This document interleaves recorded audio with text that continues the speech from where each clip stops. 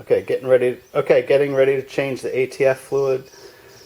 Here's what we're going to need: an oil pan to catch the fluid as it comes out. We're going to need a socket wrench and maybe a breaker, a small 3/8 inch rubber tube, and a funnel with extender snake on it thing, and a jug with clear markings up to at least 3.5 quarts.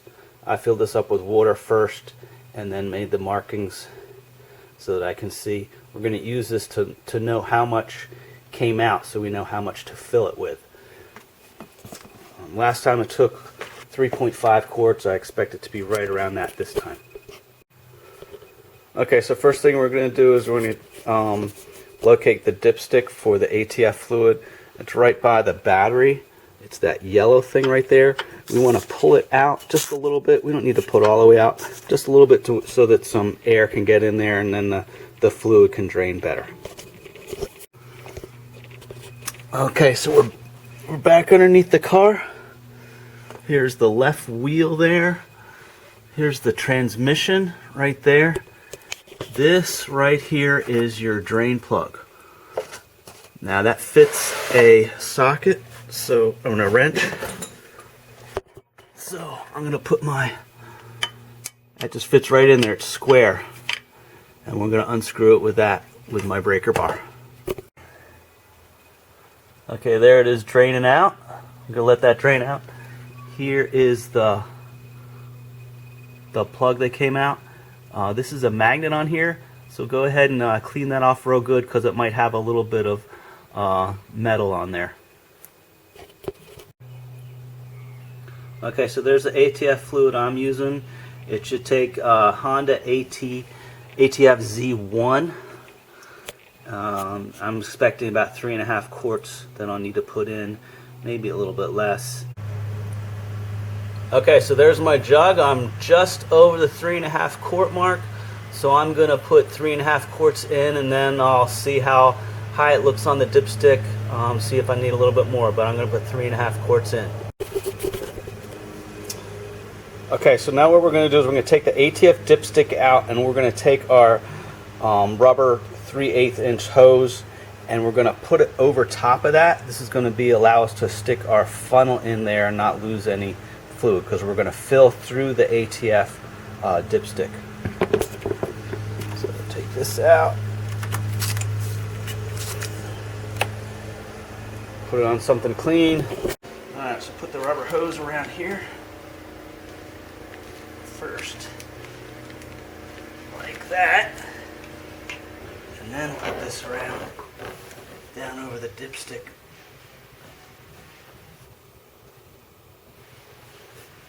Put it in there good. Alright. Alright, so we're going to put 3.5 quarts in.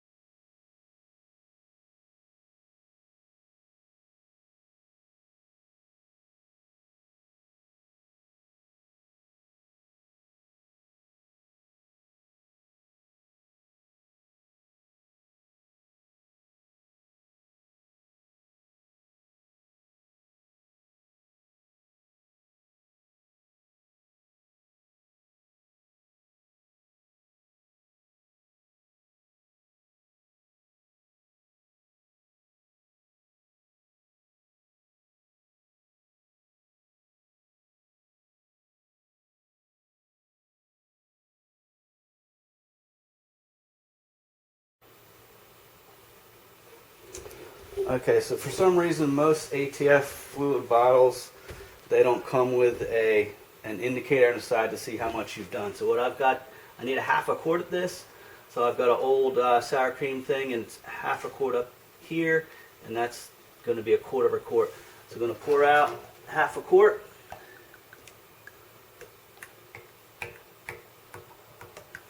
And of course, make sure this is clean before you do this.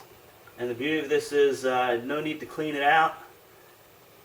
Just put the top back on it and then you can use it for next time.